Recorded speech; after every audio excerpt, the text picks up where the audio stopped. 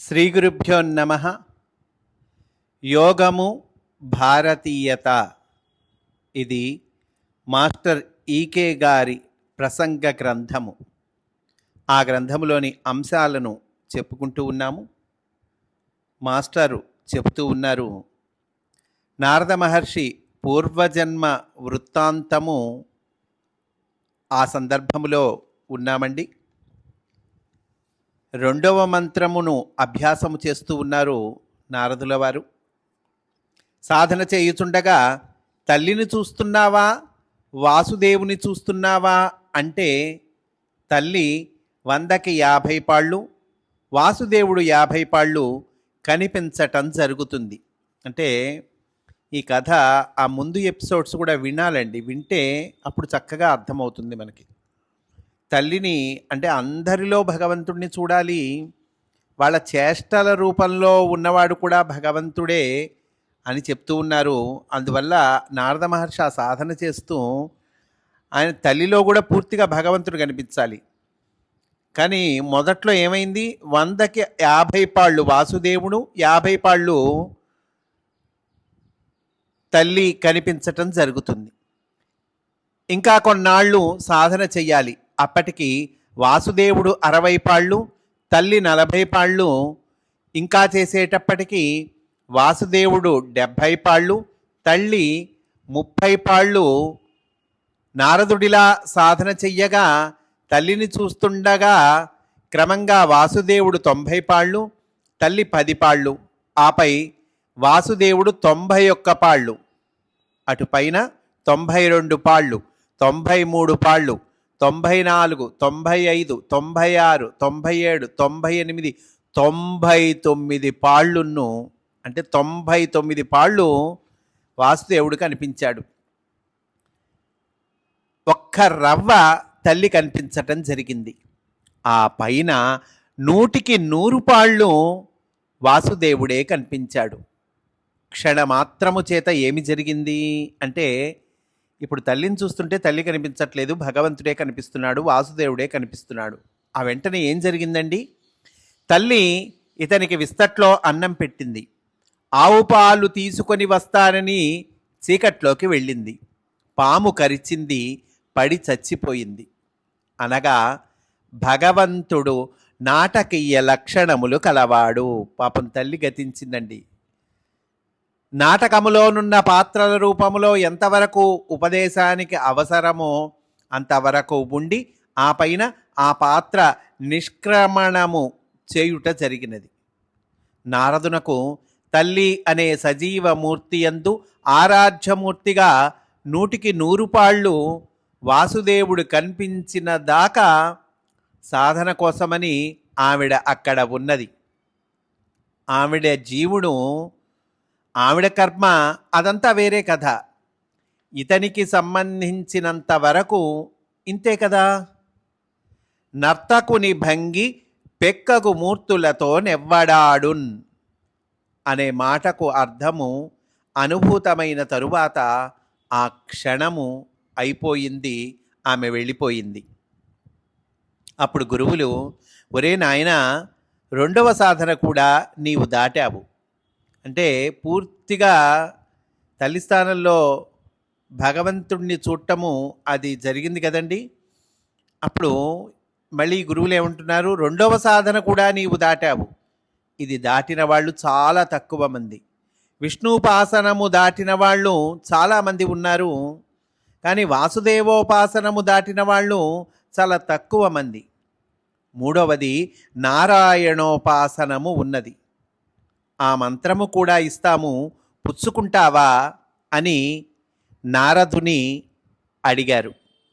అప్పుడు నారదుడు, మీరు ఇస్తే పుచ్చుకొనటమే కానీ నేను ఇమ్మని అడగటం లేదు, వద్దని అనుటయూ లేదు కదా అన్నాడు.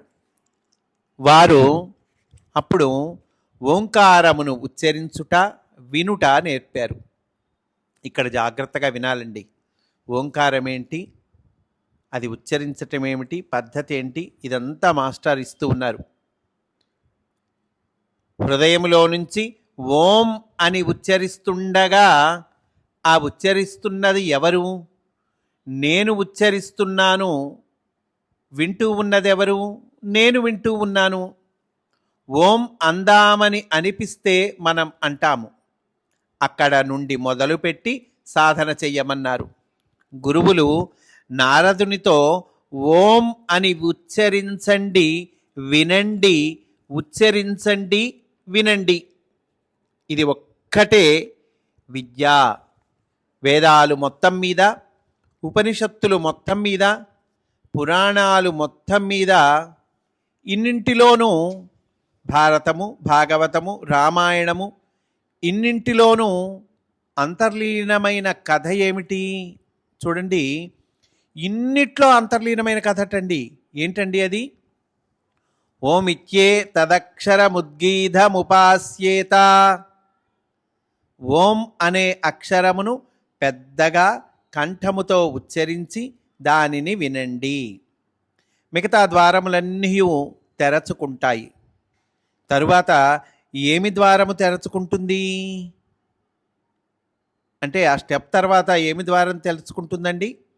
నేను ఓం అని ఉచ్చరిస్తున్నాను అని ప్రారంభించండి. ఆ తరువాత నేను ఓం అని ఉచ్చరించుదామని అనిపించింది కనుక ఉచ్చరిస్తున్నాను అని గుర్తించండి. అయితే ఓం అని ఉచ్చరిద్దామని అనిపించింది ఎవరికి? నాకు, అనగా సాధకుని లోపల అనిపించిన అంతర్యామి అయిన భగవంతుడికా? లోపల భగవంతుడైన అంతర్యామి ఓం అని ఉచ్చరిద్దామని మనకు అనిపించకపోతే మనకు ఎలా అనిపిస్తుంది? అంతే కదండి. లోపల భగవంతుడైన అంతర్యామి ఆయనకు అనిపించాలి ఓం అని ఉచ్చరిద్దామని. అలా ఆయనకు అనిపించకపోతే మనకెలా అనిపిస్తుందండి? ఏ మాట మాట్లాడినా సరే ఇది మాట్లాడదామని మనకు అనిపించాలి కదా. అనిపించాలంటే మనము అనిపించుకోగలమా? అంటే ఒకవేళ అనిపించాలంటే మనం అనిపించుకోగలమండి? అది అనిపించాలంటే లోపల ఇంకొకటి మనకు అనిపించేది ఉన్నది. లోపల ఇంకోటి ఉందటండి మనకు అనిపించేది, అదట. రైలులో వెళ్ళి మనము ప్రయాణము చేస్తుంటాము. కూర్చొని గంటన్నరో అయిన తరువాత ఎవరినో చూసి, మిమ్మల్ని ఎక్కడో చూసినట్లుంది సార్ అంటాము. ఏమి 2 నిమిషముల ముందు ఎందుకనలేదు? 2 నిమిషముల తరువాత ఎందుకనలేదు? మన ఇష్టము కాదు. అందామని అనిపించటము మన ఇష్టము కాదు, ఆ పై నుండి వస్తుంది. ఆ తరువాత అనటము అనేది మన ఇష్టము. దీనినే ఏమన్నారు? ధియో యోనః ప్రచోదయాత్. ఇక్కడ గాయత్రి మంత్ర వివరణ ఇస్తున్నారండి. ఇది కూడా చాలా ఇంపార్టెంట్ అండి, కనుక అది చెప్పుకుందాం. దీన్నే ఏమన్నారు? ధియో యోనః ప్రచోదయాత్. ఏది మన బుద్ధులను ప్రేరేపణ చేస్తున్నదో, వెనుక నుండి యహ అంటే ఎవడైతే, ధియః అంటే మన బుద్ధులను, ప్రచోదయాత్ ప్రేరేపణ చేస్తున్నదో, తత్సవితుః భర్గః వరేణ్యం. అలాంటి సవిత అయిన వాని తేజస్సు వరింపదగినది. మా మనస్సును అటు త్రిప్పి అటు ప్రక్కకు అర్పణ చేస్తున్నాము. గాయత్రి మంత్రం అంటే ఇది మాస్టర్ ఇచ్చారండి. గాయత్రి మంత్రమును అందరి ముందు చెప్పకూడదటని అంటుంటారు. కొంప మునిగిపోయినదేమీయూ లేదు. సభలలో చెప్పకూడదట. ఎవడైనా సభలలో చెబితే అణిగిపోతారట అని అంటుంటారు. అట్లాంటిదేమీయూ లేదు. ఆడవాళ్ళు వినకూడదట, కొంప మునిగిపోతుంది అని కొందరంటారు. ఏమీ మునగవు. చాలా నిర్మోహమాటంగా, నిష్కర్షగా మాస్టర్ చెప్తూ ఉన్నారండి.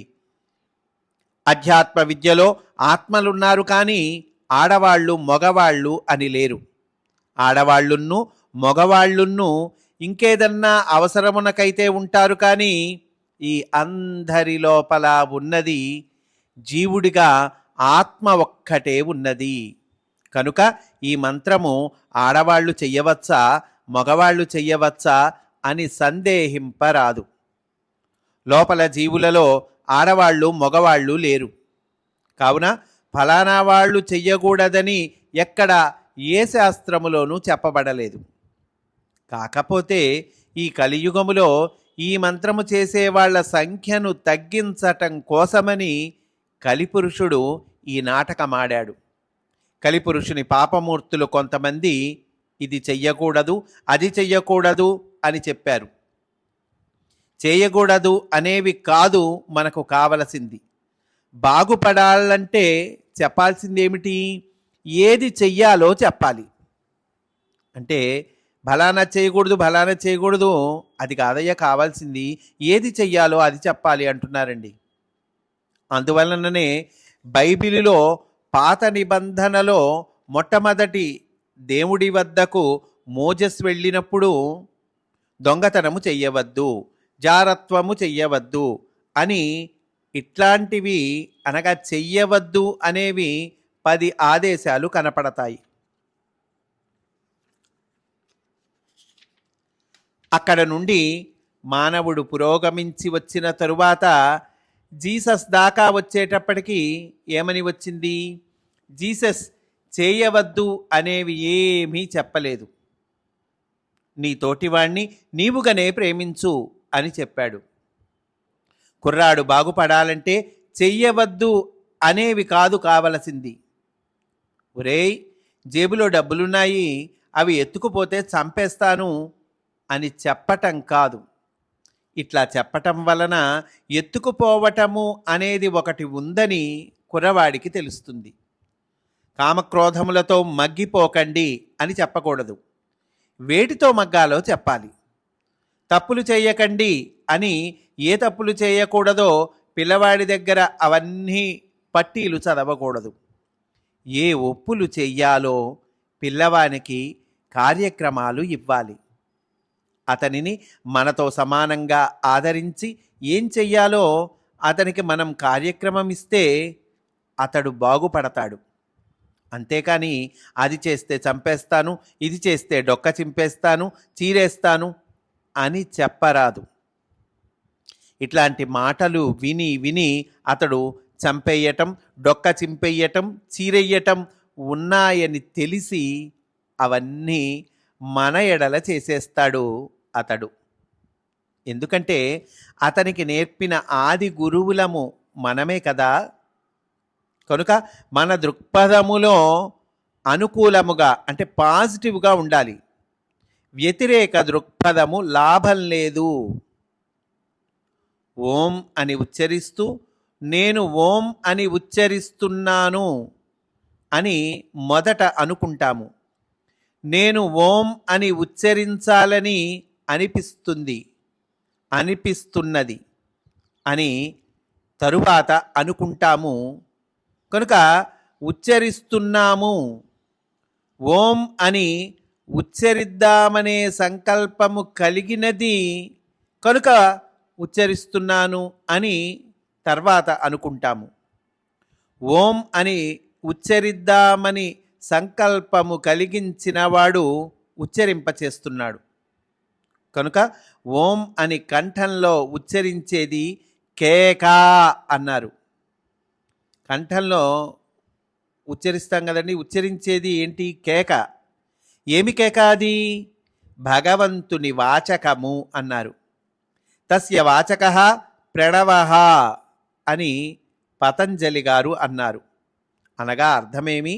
తస్య వాచకః అనగా భగవంతుని పేరు అని అర్థము. కనుక భగవంతుని పేరు ఓం అనేది. ఇది మానవుడు వచించున్నది. అంతేకాకుండా భగవంతుడు మనలో నుంచి వచించేది. మానవుడు భగవంతుని పిలవటానికి ఎలుగెత్తిన కేక అదే. మానవుడి చేత ఎలుగెత్తించి భగవంతుడు పిలిపించిన కేక అదే. అనగా జీవుడు భగవంతుణ్ణి పిలిచిన కేక అదే. భగవంతుడు జీవుని పిలిచిన కేకయు అది ఏ రెండూ కలుస్తాయి. మనము దేవుణ్ణి పిలుస్తున్నాము కాబోలు అని అనుకొని కేక పెట్టడం మొదలుపెట్టి కొంతసేపు అయ్యేటప్పటికీ మనము ఉండటము మానేసి భగవంతుడు మనలను పిలుస్తున్నాడనే సంగతి తెలుస్తుంది. ఓంకారము ఉచ్చరిస్తే, అందుకనే ఇన్ని లక్షల సంవత్సరాల నుండి అది ఒక్కటే మార్గము, రెండవ మార్గము లేదింకా. విష్ణు మంత్రము చెయ్యవచ్చు, శివమంత్రము చెయ్యవచ్చు, లక్ష్మీ మంత్రము చెయ్యవచ్చు, లక్ష్మీ గణపతి మంత్రము చెయ్యవచ్చు. లక్ష్మీ గణపతి ఏమిటండి, ఆవిడకు ఈయనకు ఏమిటండి చుట్టరికము అనేది కొందరికి సందేహము రావచ్చు. ఆంజనేయ మంత్రము చేయవచ్చు, భేతాళ మంత్రము చేయవచ్చు, శక్తి మంత్రము చేయవచ్చును. ఎన్ని చేసినా ఒకటే మంత్రము. శ్వాసలో ఏ మంత్రము వస్తుంది? ఓం అనేది. దానితో చేసినవే ఈ మంత్రాలన్నీ కూడా. అందుకని ఆ ఒక్కటి ఉంటే అన్నీ ఉన్నట్లే. అది లేనప్పుడు మిగిలినవి ఎన్ని మంత్రాలు చేసినా వ్యర్థమే. ఒక్కటే మంత్రము ఓం. ఎందుకనగా మనము భగవంతుణ్ణి పిలిచే కేక ఓం అని పతంజలి చెప్పాడు. భగవంతుడు మనలను కూడా ఇదే కేకతో పిలుచుచున్నాడు. మన యందు జీవుణ్ణి మేల్కొల్పటానికి దేవుడు పిలిచిన కేక, మనము దేవుని పిలిచే కేక కూడా అదే. పతంజలి చెప్పాడు, ఈశ్వర ప్రణిధానాద్వా, నీలో ఉన్న ఈశ్వరునకు శరణాగతి చెయ్యండి, యోగ సిద్ధి కలుగుతుంది. ఎలా చేయాలంటే తస్య వాచక ప్రణవః, దేవుని పిలుపు ఓం అనగా మనము దేవుని ఓం అనే కేకతో పిలుస్తాము. దేవుడు మనలను ఓం అనే కేకతో పిలుస్తాడు. ఓం అని ఉచ్చరిస్తూ దేవుని పిలవాలి. మనం ఉచ్చరించే ఓంను వింటూ ఉండాలి. అప్పుడు దేవుడే మన హృదయంలో నుంచి పిలుస్తున్నాడని మనకు తెలుస్తుంది. మనము ఆ ఉచ్చారణను వింటూ పోవాలి. ఇది ఓంకారోపాసనము. దీనిని మించిన విద్య ప్రపంచములో ఎక్కడా లేదు. ఇలా మనము ఉచ్చరించే ఓం దగ్గరకి వెళ్ళాలి. ఇంకాస్త ఓంను ఉచ్చరిస్తూ పిలవగా పిలవగా పిలవగా పిలిచేవాడు ఉండడు. పిలిచేవాడి చోటంతా కూడా అతడు ఎవడిని పిలుస్తున్నాడో అట్టి భగవంతుడు లోపల హృదయంలో ఆక్రమించి వేస్తాడు. అలా ఆక్రమించటం మొదలుపెట్టినప్పుడు వచ్చిన అనుభూతి పేరు నారాయణుడు. ఇది పరమగురువులు నారదుల వారికిచ్చిన 3వ మంత్రము. ఇలా క్రమంగా భగవంతుని అస్తిత్వము తనలో పూర్తిగా నిండేపాటికి జీవునకు తనలో తానుండుటకు ఏమాత్రము చోటుండదు. పరిపూర్ణమైన స్థితి వస్తుంది.